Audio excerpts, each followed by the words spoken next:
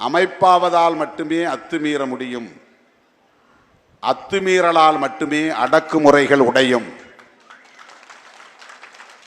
ரொம்ப சிம்பிள். இது உனக்கு எதிரான அடக்குமுறைகள் எப்போ உடையும்னா, நீ கட்டுண்டு கிடக்கக்கூடாது. உனக்கு அத்து போட்டிருக்கான அந்த அத்துக்குள்ளே நீ முடங்கி கிடக்கக்கூடாது. அதை மீறணும். அதை மீறது எப்போ தனிநபராக முடியாது, ஒரு அமைப்பாகத்தான் முடியும். அதை மீறுகிறவர் தனி ஆளார் கோயிலுக்குள்ளே நுழைவேன் அப்படின்னு போனால் தீர்த்து கட்டிடுவானுங்க. ஒரு அமைப்பாய் திரண்டு நான் கோவிலுக்குள் நுழைவோம் அப்படின்னா ஒன்றும் பண்ண முடியாது. அமைப்பாவதால் மட்டுமே அத்துமீற முடியும்.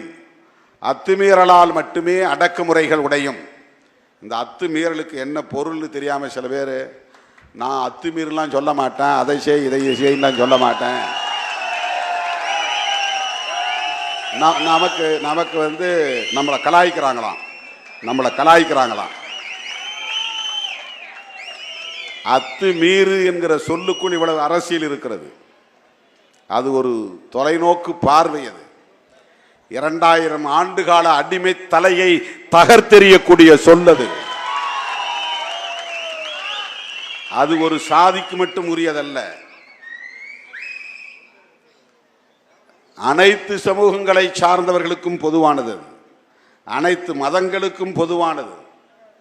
அனைத்து தேசத்தை சார்ந்தவர்களுக்கும் பொதுவானது.